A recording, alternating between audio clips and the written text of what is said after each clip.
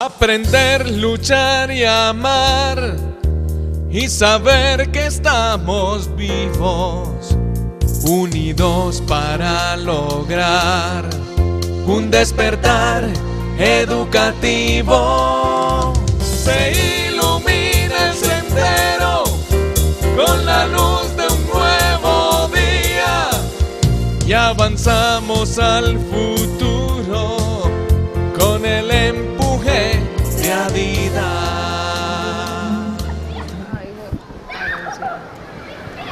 Amigos televidentes, muy buenos días. Hoy Despertar Educativo los saluda desde el Parque de los Pies Descalzos, un lugar cercano al Teatro Metropolitano, a Plaza Mayor, al Centro Administrativo La Alpujarra, ubicado en el centro de la ciudad. Estefanía Granda, buenos días. Alejandra Ríos, muy buenos días. Hoy nos encontramos en este lugar donde los padres de familia, los ciudadanos y las guarderías que no salieron a vacaciones disfrutan de las actividades y todos los lugares que ofrece la ciudad. Así es, Estefanía, personas que quizás se hacían muchos cuestionamientos en días pasados, como por ejemplo, cuando regresaban sus hijos de vacaciones tras el pasado paro del magisterio, pero que actualmente se encuentran informados de los acuerdos. Bienvenidos.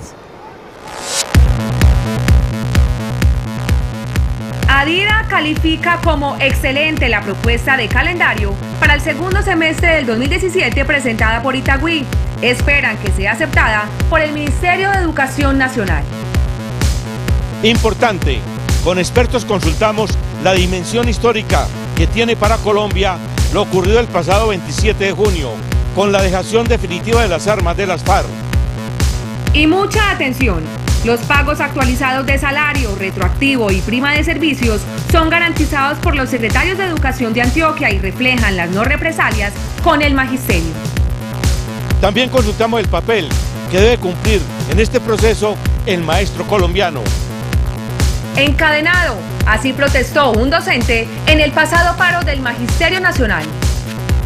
Ejecutiva de FECODE habla de los grandes logros y las grandes tareas pendientes tras los acuerdos FECODE-Gobierno Nacional. Fortalecimiento del Fondo de Prestaciones Sociales y celeridad en los procesos en el Banco de la Excelencia, otros dos logros de los acuerdos con el Gobierno Nacional. ¿Qué destacan los maestros de lo firmado en los acuerdos? Véalo en Despertar Educativo en esta emisión.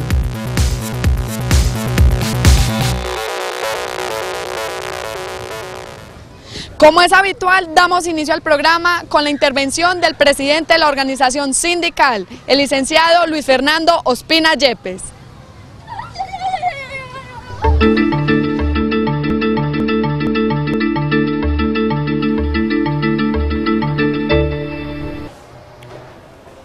Muy buenos días a todos los maestros y comunidad educativa en general.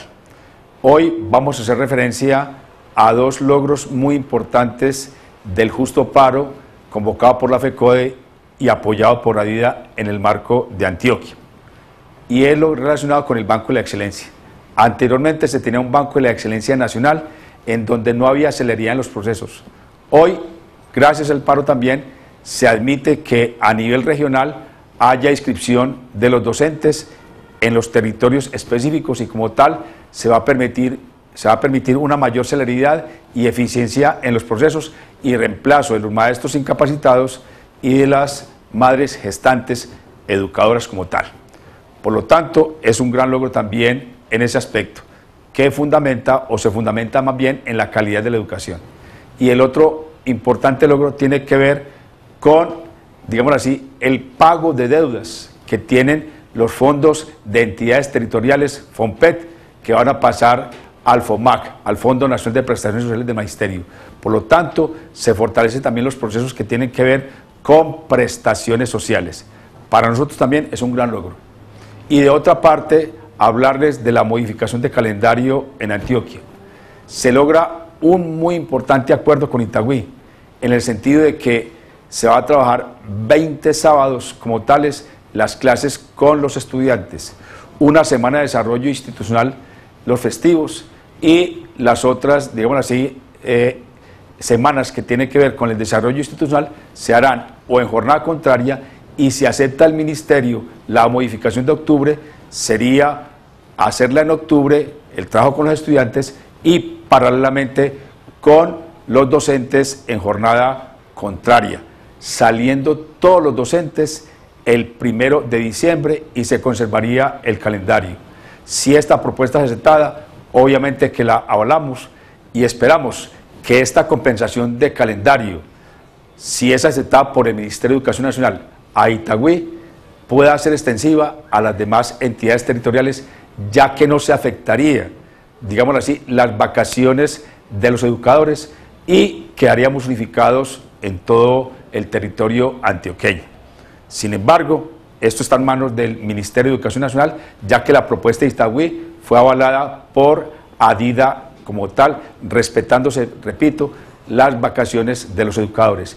Y saldrían al mismo tiempo tanto los educadores que están en paro como aquellos que no estuvieron en el cese de actividades. Asimismo, esperamos que las demás entidades territoriales que ya remitieron la modificación de calendario sea aceptada por el Ministerio de Educación Nacional, contando eso sí, con que la Semana de Desarrollo Institucional de octubre pueda ser utilizada en el trabajo académico con los estudiantes y en jornada contraria o mediante trabajos virtuales pueda hacerse uso de ella para que los maestros hagan sus trabajos específicos. Y por último, ingresan todos los maestros y estudiantes este 4 de julio a las actividades académicas y de parte de la Secretaría de Educación un reporte que el pago del retroactivo, el pago actualizado y la prima de servicios se le va a cumplir a los maestros. Por lo tanto, educadores de Antioquia y de Colombia, luchar paga y estar sindicalizado mucho más. Feliz domingo para todos. Despertar educativo. El pasado 27 de junio se dijo en Colombia que ocurrió algo que parte la historia del país en dos, con la dejación final de las armas de la guerrilla de las FARC tras 6 años de negociación con el gobierno nacional. En Despertar Educativo tratamos este tema con expertos.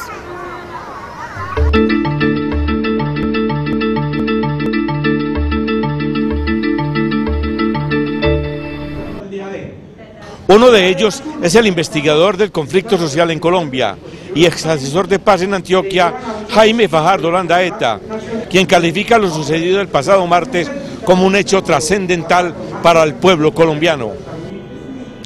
Bueno, creo que todos los maestros de Colombia deben entender que es importante que sus alumnos, los padres de familia, las comunidades, conozcan la historia del conflicto armado y lo que sucedió con la FARC, que surgió en 1964.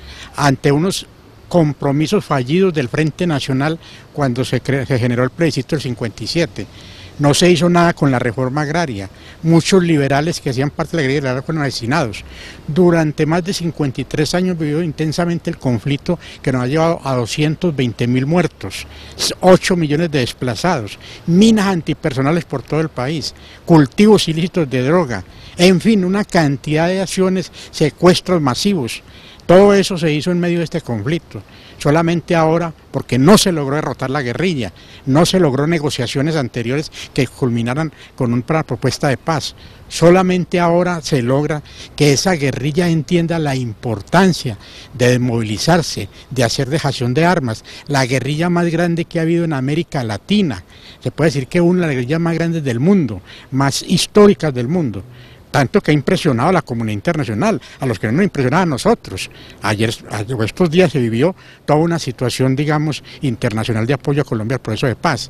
Eso tiene un impacto serio sobre la economía, sobre la educación, sobre la salud, porque el 33% del conflicto se ha dirigido, el presupuesto se ha dirigido a combatir las FARC.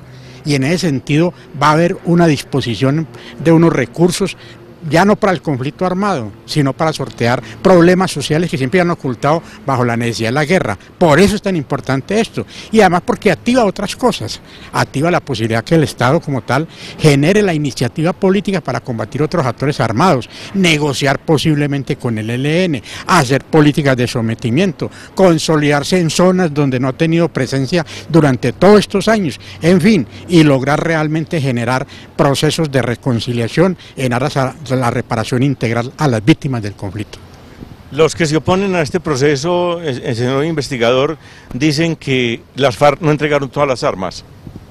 Lo que pasa es que las FARC que salieron del Caguán con unos 18.000 hombres, fueron arrinconadas. Muchos de los miembros de la FARC, que hoy son 7.000, o fueron detenidos o fueron aniquilados. Más de 300 mandos de la FARC fueron asesinados en combate, se les quitó las armas o se destruyeron. Fuera de eso, muchos de los disidentes, que fueron más o menos unos 5.000, se fueron con las armas, disidentes de la FARC. O sea, están en Caleta La Sota. Yo creo que hay más armas en las caletas que las entregadas individualmente. La gente debe entender que se entregó el arma individual, pero no se ha entregado la de las caletas, no se ha entregado todo el material explosivo. En una sola caleta de 77 que van, encontraron 40 fusiles. Entonces no sería raro cuando las Naciones Unidas entregue información de que van a haber otras 7.000 o más armas. Entonces, ¿qué dirán en ese momento? ¿Cuánto se está ahorrando el Estado colombiano sin el conflicto de las FARC? 33 billones de pesos anuales, es decir, una cantidad de plata enorme que efectivamente es la que falta para superar los problemas de salud, para superar los problemas de vivienda, para superar los problemas de educación. Mire usted que en ese sentido se justifica enormemente cesar el conflicto armado. El otro experto consultado por Despertar Educativo es el docente Santiago Mazoloaiza, quien fuera por años delegado de ADIDA y excomisionado de ética de la organización sindical. Tras este acuerdo, ¿cuál debe ser el papel del maestro colombiano? Lo primero que se debe hacer en todas las instituciones educativas, Jaime y amigos televidentes, es introducir el tema de la paz en el proyecto educativo institucional. De ahí especificarlo en la misión de la institución, en la visión de la institución, porque la misión es la construcción de la paz y la visión es hacia futuro. Y desde ahí que el Consejo Académico se apersone de distribuir las temáticas de la Cátedra de la Paz en todas las áreas. Eso no es de una sola, porque desde el arte, desde la cultura, desde la literatura, desde la poesía, desde la lengua castellana, desde la matemática, por todo lo que tiene que ver con estadísticas, inversiones, gasto público, sistema general de participaciones, cómo se va a distribuir ese dinero en Colombia. Desde la tecnología y los idiomas, desde todas las áreas, trabajar, comprometerse, o sea, asumir todas las acciones para el logro de esa meta común que es la paz, que podrá construirse en 15 o en 20 años.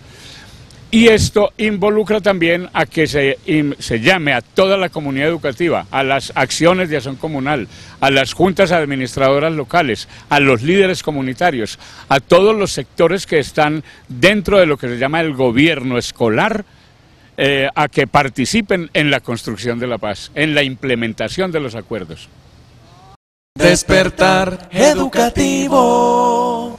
Uno de los temas que satisfizo al magisterio en el pasado acuerdo con el gobierno nacional fue el tema del Sistema General de Participaciones, donde finalmente se asegura un mejoramiento en la educación pública. Veamos qué piensan los docentes.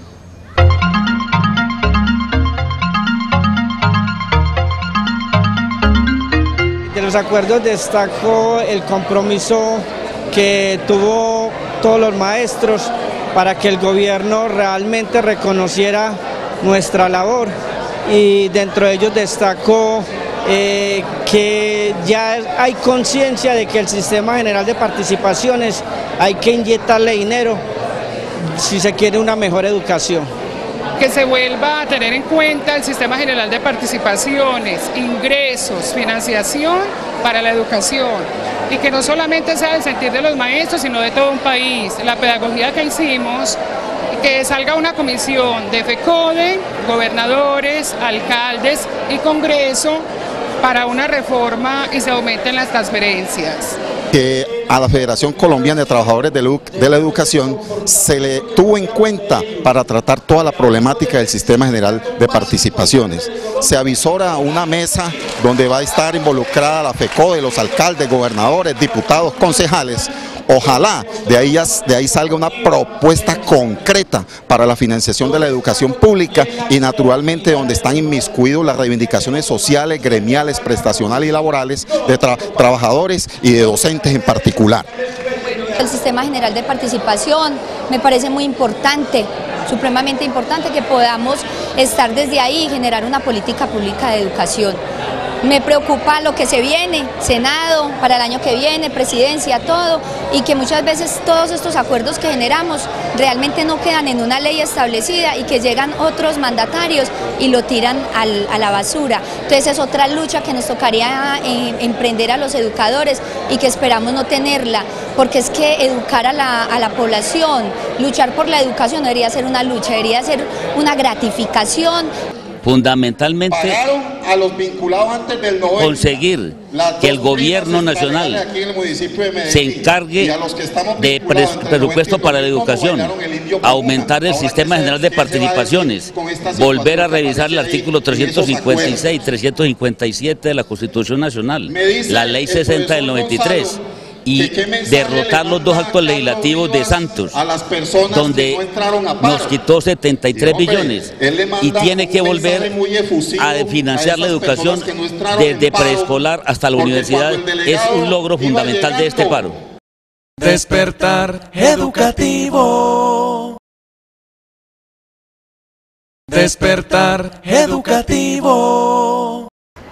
Ejecutivo de FECODE sintetiza los grandes acuerdos y las grandes tareas que quedan tras el acuerdo firmado con el Gobierno Nacional y el Magisterio colombiano. En Despertar Educativo seguimos tratando lo pactado.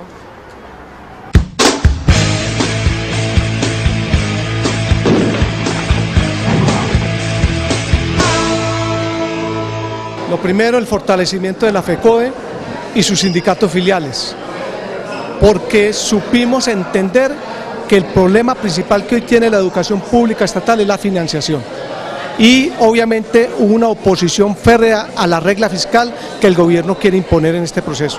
Segundo, el tema con los padres de familia, estudiantes. Cómo articulándonos y coordinándonos podemos avanzar en el proceso de defensa de la educación como un derecho fundamental.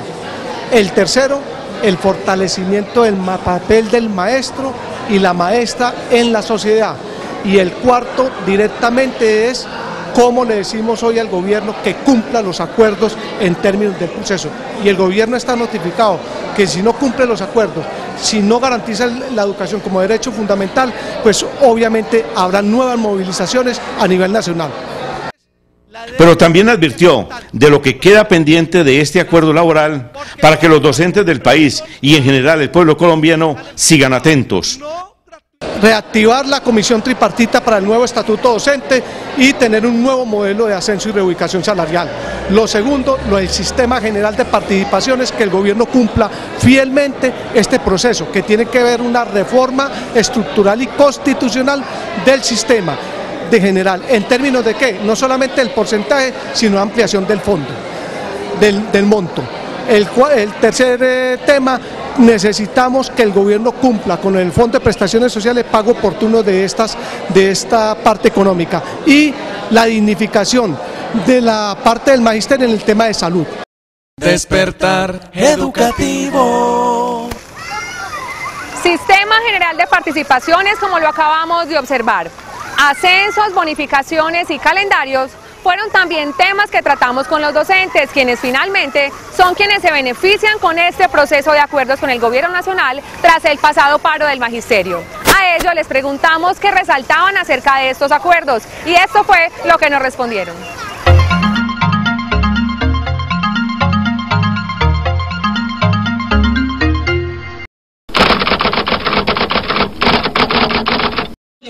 La posibilidad que tuvimos de lograr una opinión favorable de toda la comunidad educativa colombiana respecto a los objetivos de lucha que nos unían con ellos.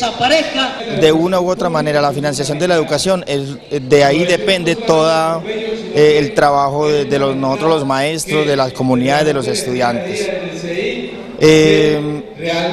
Y en forma general, pues porque sé que es un hecho histórico para nosotros poder plantearle al gobierno una reestructura de las reformas educativas y que esto se vaya a dar, ¿cierto? Entonces, como logro es importantísimo para la educación a nivel de Colombia, porque es la educación la que gana, son las comunidades las que ganan y somos todos los que ganamos. ADID ha hecho un papel fundamental fundamental con los maestros y hemos logrado maestros que nos dignifiquen nuestra labor. Ante todo, se dio la prioridad de bonificación y que va a ser del 2018, 2019 y 2020, donde tendremos un incremento paulatativo que nos van a ir dando. En salud, nos van a dar la prioridad de que van a estudiar mejor la prestación de los servicios de salud. Es lo referente a la bonificación pedagógica y lo que tiene que ver con los ascensos y la evaluación de carácter diagnóstica para los maestros. Sea de una u otra manera, que le sirva o no le sirva al maestro, somos conscientes de que luchar y pelear con un gobierno que es lesivo es difícil. Felicito a mi gente de FECODE, a mi gente de ADIDA y a mis maestros de Caucasia, a mis 498 maestros que desde el día 11 de mayo fuimos sumando hasta el día 16 de junio. Estos maestros y las afiliaciones que logramos obtener, ya que muchos maestros del sindicato estaba apático a estas llamados de ADIDA y FECODE y se vincularon al paro. De los acuerdos destaco que el gobierno se haya sentado con FECODE para negociar la ampliación del presupuesto, porque estábamos desfinanciados para este año, 2017 y 2018 estábamos desfinanciados. Se logró que haya financiación para estos años y lo más importante también que en los años venideros se amplíe el ciclo escolar de las básicas de la educación infantil.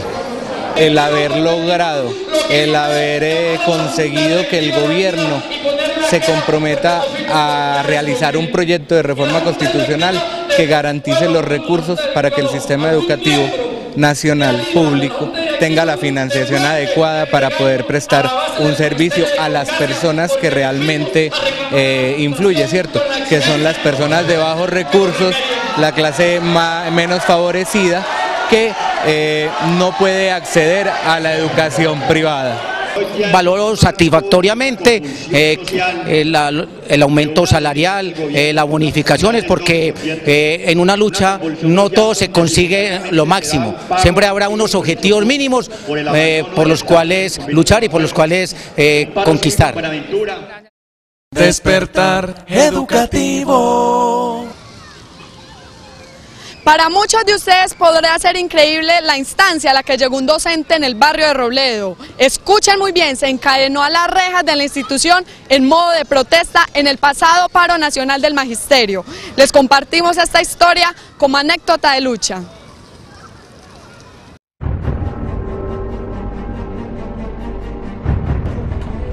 Carlos Freddy Guisado Ochoa es un maestro de 48 años. No tiene hijos, mas su acción es como si estuviera luchando o defendiendo a uno de ellos. Y es que quizá para él sus estudiantes representan el más grande amor y orgullo. Parece increíble lo que ustedes ven y que los docentes tengan que llegar hasta estas instancias. Sí, a esto, a encadenarse a las rejas de su institución.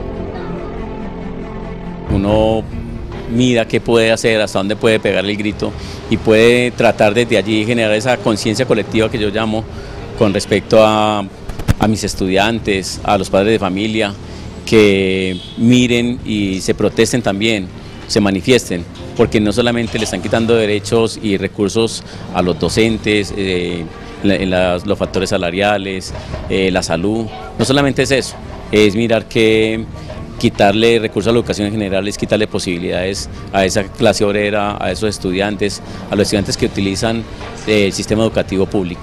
Yo tengo estudiantes que pelean por una leche, estudiantes que están en 10º y 11 que no se les da ese beneficio del restaurante escolar y bueno, entonces uno dice ¿cómo se va a dar una calidad si realmente cada vez son menos los recursos? En la práctica lo vemos.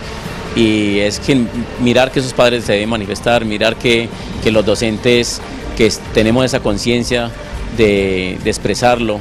Yo por lo menos desde este punto de donde estoy encadenado es generar esa conciencia y mirar que ojalá esos niños que hoy se asombran verme encadenado cuando lleguen a la universidad tengan en mente que fue su docente el que luchó porque esa educación se diera.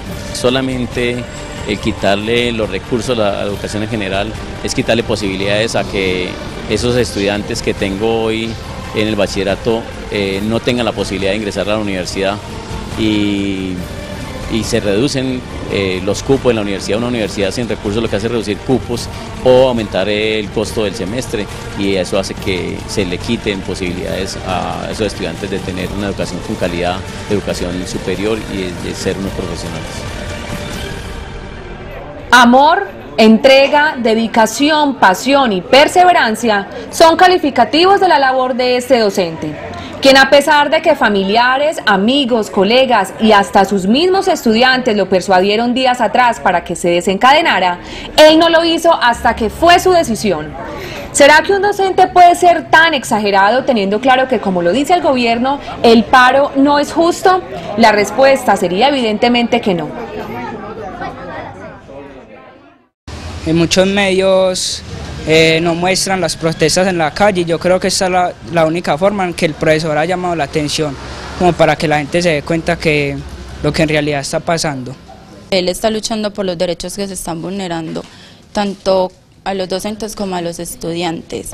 Se está vulnerando el derecho al salario que ellos deben merecerse y las infraestructuras de acá del colegio, porque hace falta muchos implementos para el laboratorio, un ejemplo, los tableros, los pupitres, muchas cosas, y también en lo del deporte. Una persona hace esto cuando en realidad siente amor por sus estudiantes y por su trabajo. Como los estudiantes, sus colegas también estuvieron al tanto y apoyando moralmente esta forma de protesta. El docente, que conocerán a continuación, amaneció con él. Y como ya es costumbre, también está luchando, pues tiene, como muchos maestros, una problemática en su profesión. Lleva 5 años en provisionalidad vacante definitiva, donde está de colegio en colegio, se cortan procesos, tiene un sueldo básico y no hay posibilidad de ascenso. Personas que hasta se jubilan con esta modalidad y que de esto también tiene miedo. Mi papel ha sido apoyar al compañero, porque sé que cuando yo apoyo a mi compañero es apoyar a los demás docentes, es estar en pie de lucha, es apoyar a aquellos padres de familia que todavía no tienen conciencia de que vamos a llegar a una educación privatizada. Yo quisiera que el término de soñadores lo hiciéramos a un lado. Los que nos están prometiendo son ellos, que para el 2025 sea la Colombia la más educada, pero no, si ellos saben que con lo que están haciendo no es, entonces nosotros simplemente lo que queremos es que sea algo justo y equitativo para con todos esos estudiantes que en realidad no tienen recursos. Hay que ser indolente e indiferente para no dimensionar lo que un maestro sin obligación llega a hacer por sus alumnos. Y es que definitivamente esta es una profesión que exige poner tu vida al servicio de los demás. Siempre se ha jugado políticamente con el maestro, diciéndole desde el paro del 2001 escucho: voten por tal persona, miremos que si él va a recuperar lo que se le descontó en el paro del 2001, es sentirme angustiado por ello, pero también a nivel nacional a la ministra, que no engañe tanto al país, que no se engañe el país con una educación con calidad cuando no hay recursos, al presidente que cuando estaba en su campaña para la paz, para generar el acuerdo de paz, nos dijo que los recursos que se iban a ahorrar en la guerra iban a ser recursos que se iban a invertir en educación. Cuando se aumentó lo del IVA del 16 al 19%, también nos dijeron que esos recursos iban a ser invertidos en educación. Cuando se habla de una jornada única, que es imposible, viéndolo desde los recursos que se llegan a las instituciones, viendo desde lo que se le sigue quitando, viendo de que se pide garantizar la educación a los estudiantes y se trata de masificar, pero con mínimos recursos.